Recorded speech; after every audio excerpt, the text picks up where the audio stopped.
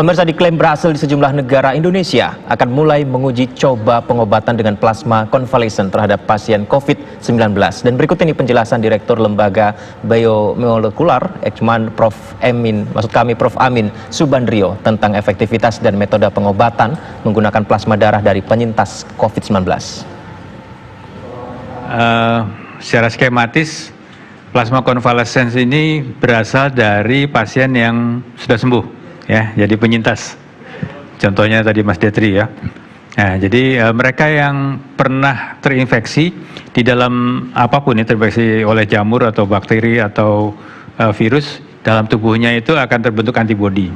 Nah, antibodi itu ketika pasiennya sudah sembuh, berarti dia sudah bisa mengatasi infeksinya, itu bisa dipakai untuk membantu orang lain yang masih sedang sakit.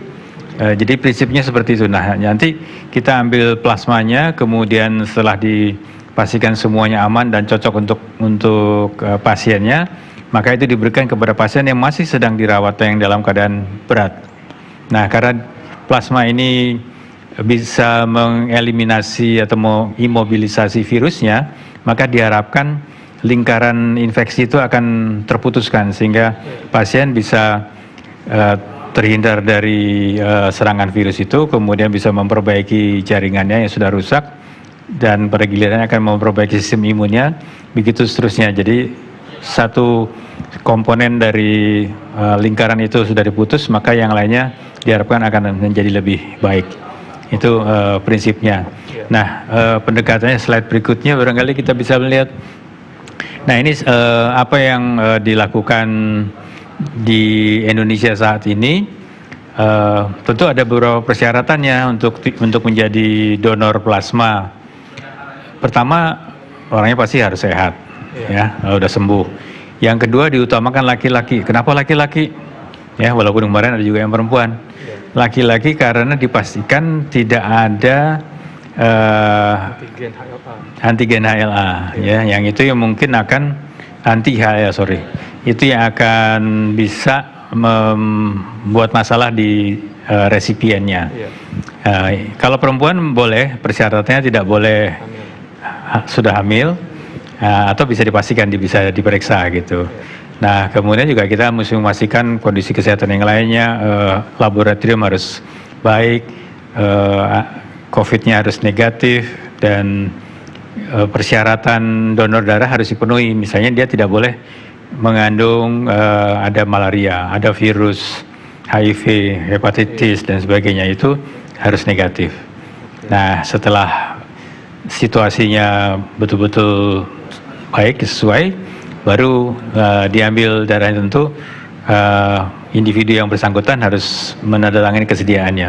Jadi harus sukarela. Tidak boleh dia ditelepon terus dipanggil misalnya ke PMI misalnya. Itu tidak etis. Jadi kita harus umumkan saja siapa yang berminat, siapa yang memenuhi syarat, silakan datang. Jadi betul-betul harus involuntary.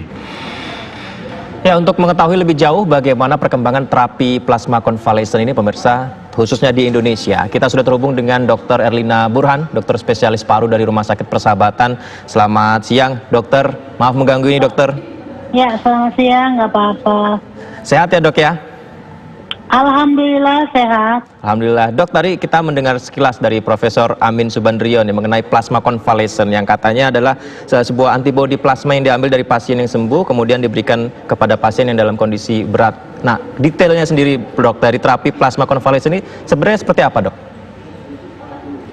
Iya, jadi seperti disampaikan dengan Prof. Amin bahwa pertama kita harus melihat kecocokan antara donor dengan resipien. Resipien ini artinya pasien. Kalau sudah ada kecocokan, sama-sama golongan darahnya sama, kemudian untuk jadi donor juga tidak mudah. Mesti dilihat dulu apakah ini pasien masih mengandung darahnya masih mengandung antibodi yang memadai.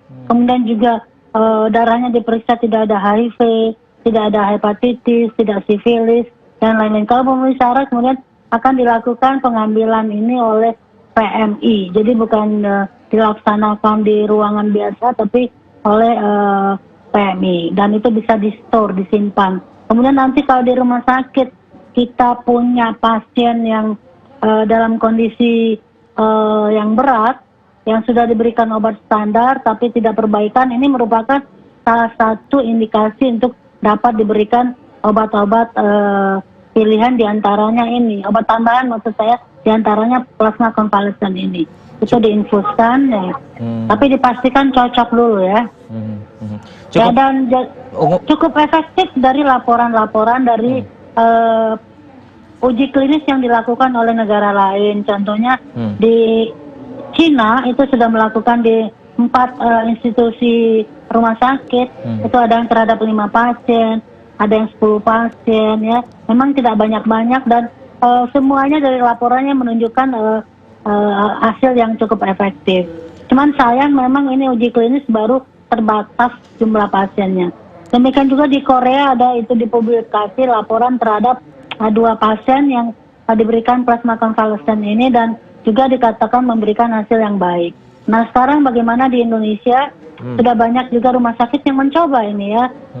Di antaranya adalah Rumah Sakit Gatot Subroto, RSPAD, kemudian RSCM sudah mulai, Persahabatan, saya kira juga Sutomo, dan beberapa rumah sakit besar lainnya. Tapi memang ini bukan dalam bentuk pelayanan, tapi lebih ke arah uji klinis. Jadi betul-betul mengikuti protokol yang sudah dibuat. Sudah diterapkan dan cukup efektif di Cina, Korea, seperti yang Dr. Erlina bilang tadi. Kalau di Indonesia sendiri, apakah cukup umum untuk terapi ini, Dok, plasma konvalesen ini? Seperti apa sih perkembangan terapi plasma konvalesen di Indonesia? Ya, ini belum merupakan suatu pilihan pengobatan yang umum. Masih pada taraf uji klinis juga. Ya, seperti saya katakan di rumah sakit besar itu sudah mulai dilakukan, tapi memang jumlah pasiennya pun belum banyak. Kalau tingkat keberhasilannya sendiri terapi ini apakah lebih baik dengan terapi-terapi jenis lain yang juga diterapkan kepada para pasien COVID? Nah, jadi gini ya, plasma konvalesen ini bukan menggantikan terapi yang ada sekarang, tapi add-on, menambah, ya. Jadi bukan hanya itu saja yang diberikan, tapi juga diberikan obat-obat standar lainnya. Ya, sejauh ini ada yang berhasil dan saya dengar ada juga yang tidak, tapi lebih banyak yang berhasil sepertinya. Tadi disampaikan beberapa rumah sakit besar di Indonesia juga sudah mulai menerapkan, salah satunya adalah Rumah Sakit Persahabatan. Di Rumah Sakit Persahabatan sendiri sudah dimulai sejak kapan dan seperti apa perkembangannya sejauh ini, Dok? Iya, jadi karena ini uji klinis kita harus mengajukan proposal, protokol, dan dilakukan kaji etik. Kami sudah mendapatkan kaji etik dari FKUI dan juga dari rumah sakit sendiri. Dan kita sudah mulai dengan melakukan pengambilan darah terhadap donor, jadi terhadap pasien yang sudah sembuh. Hambatannya, Dok, kalau untuk menerapkan terapi plasma konvalesen ini setelah uji klinis dan memang ternyata cukup efektif, apa hambatannya? Hambatannya seperti rumah sakit lainnya adalah untuk ini kan sukarela ya, kita tidak ada paksaan. Jadi seperti yang dilakukan oleh banyak tempat itu mengumumkan secara terbuka kepada para pasien yang sudah sembuh, apakah secara sukarela ingin menyumbangkan darahnya untuk diproses, untuk diambil plasmanya dan disimpan dan diberikan kepada pasien. Dan selain donor setelah datang secara sukarela, kita juga meminta persetujuan tertulis. Demikian juga untuk pasien, kita terangkan kepada keluarga, kita terangkan manfaat dan efek sampingnya supaya nanti kalau terjadi apa-apa keluarga atau pasien tidak akan melakukan penuntutan. Jadi ini adalah wajar untuk setiap uji klinis itu harus ada informed consent-nya. Dokter, tingkat penularan corona di Indonesia sudah mencapai, koreksi saya jika salah, ada 51.427. Nah, ini kan pandemi ya. Apakah ini akan menjadi plasma konvalesen menjadi salah satu hal yang akan dikatakan berhasil mengatasi pandemi ini? Saya belum tahu karena ini kan masih uji klinis dan itu pun baru mulai.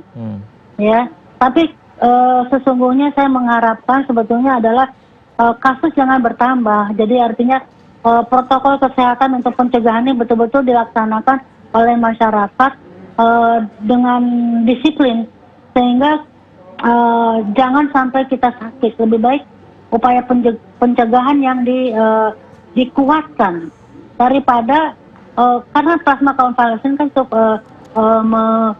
memberikan pengobatan untuk pasien-pasien yang berat. Jadi intinya jangan sampai berat penyakitnya. Kalaupun sakit ringan-ringan saja, tapi lebih baik lagi tidak sakit. Ya kan, pencegahan itu tadi kan saya kira semua masyarakat sudah tahu harus cuci tangan, jaga jarak, pakai masker, istirahat yang cukup, jangan stres, tingkatkan imunitas. Jangan stres itu termasuk dengan jangan termakan berita-berita hoax, jangan misinformasi, karena masyarakat kalau dengar informasi menerjemahkan sendiri-sendiri lalu pusing sendiri, stres sendiri, nggak bisa tidur. Nah, itu bisa kalau kurang istirahat bisa menurunkan sistem imun juga. Dokter, ada pencarian vaksin untuk menyembuhkan corona, kemudian terapi termasuk plasma konvalesen untuk juga semakin meningkatkan kekebalan tubuh kita untuk mengatasi penanganan corona. Yang paling utama apakah mencari hal-hal yang seperti itu, Dok, untuk mengatasi COVID-19 ini sebenarnya? Ya, saya kira semuanya mesti kita tempuh karena ini kan penyakit baru, sangat terbatas sekali pengetahuan kita tentang penyakit ini karena yaitu tadi virusnya baru ditemukan, penyakitnya baru, banyak sekali perubahan-perubahan. Jadi ya itu tadi obat harus ada upaya mencari obat karena sampai saat ini belum ada obat yang spesifik untuk COVID ini. Satu, kedua adalah mencari vaksin dan kita tahu bahwa sudah banyak upaya-upaya dari banyak negara yang negara maju, bahkan Indonesia juga melalui lembaga Eijkman itu sudah berusaha menuju ke arah penciptaan vaksin. Jadi kalau ada vaksin itu mudah-mudahan kita akan lebih tenang lagi situasinya ya. Tapi saya kira sekarang walaupun kasus seolah-olah bertambah, tapi itu lebih ke arah barangkali tracing kita cukup baik dan juga kapasitas labnya yang baik. Tapi sesungguhnya menurut saya kalau kita melihat ini Jakarta lah contohnya, ini kan karena kita tinggal di Jakarta, saya bekerja di rumah sakit, itu pasien-pasien yang berat sudah jarang, paling yang ringan, dan yang ringan itu kan sebetulnya bisa di rumah, isolasi mandiri ya. Nah, dan saya kira peaknya kita juga udah mulai turun nih untuk Jakarta terutama ya, jadi tidak naik terus, jadi sudah mulai agak stabil gitu ya, dan bahkan saya kira kedepannya akan declining nih, akan menurun. Nah itu dok yang juga kita lihat dari data kan 51.427 yang terinfeksi virus corona, namun tingkat kesembuhannya juga meningkat nih 21.333. Kemudian kalau ya itu kita optimis lah ya, apalagi kan sekarang pemerintah juga mulai establish aplikasi bersama lawan COVID BLC ya. Ya, jadi mudah-mudahan dengan ada aplikasi ini kita semakin alert, semua orang bisa mengakses mana yang daerah berbahaya, mana daerah aman, sehingga kita bisa mengantisipasi. Dan perlu diingat, Indonesia ini kan negaranya luas ya, jadi berbeda masing-masing. Jadi jangan melihat angka naik langsung takut dan cemas ya. Kita sih perlu waspada iya, agar supaya pencegahan tetap dilaksanakan, tapi jangan berlebihan juga, terlalu khawatir begitu ya, atau bahkan akhirnya jadi serba berlebihan begitu. Kalau melihat ada klaster-klaster seperti di pasar tradisional, kemudian sekarang juga semakin banyaknya tempat yang makin banyak masyarakat datang ke sana. Ini sebenarnya perkembangan seperti ini apakah satu sisi masyarakat sudah mulai menyadari bagaimana bisa menjaga dirinya untuk sadar kesehatannya, tapi satu sisi apakah memang ini menjadi salah satu hal yang memang agak sedikit mengkhawatirkan dok kalau untuk COVID-19 ini? Kalau saya melihat sisi optimisnya ya, bahwa kalau dengan diketahuinya bisa diidentifikasi suatu klaster, itu bisa dilokalisir kan, jadi artinya supaya jangan terjadi penyebaran. Jadi tentu saja ini perlu semua stakeholder, perlu kita bersama melakukan upaya bahwa ini terlokalisir dan bisa dicegah.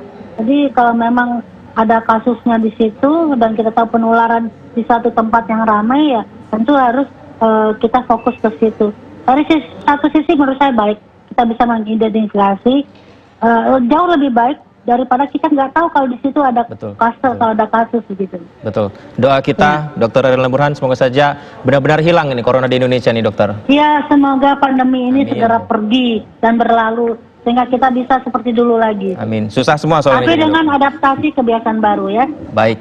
Terima kasih dokter atas waktunya dok. Kita berbincang lagi di lain kesempatan.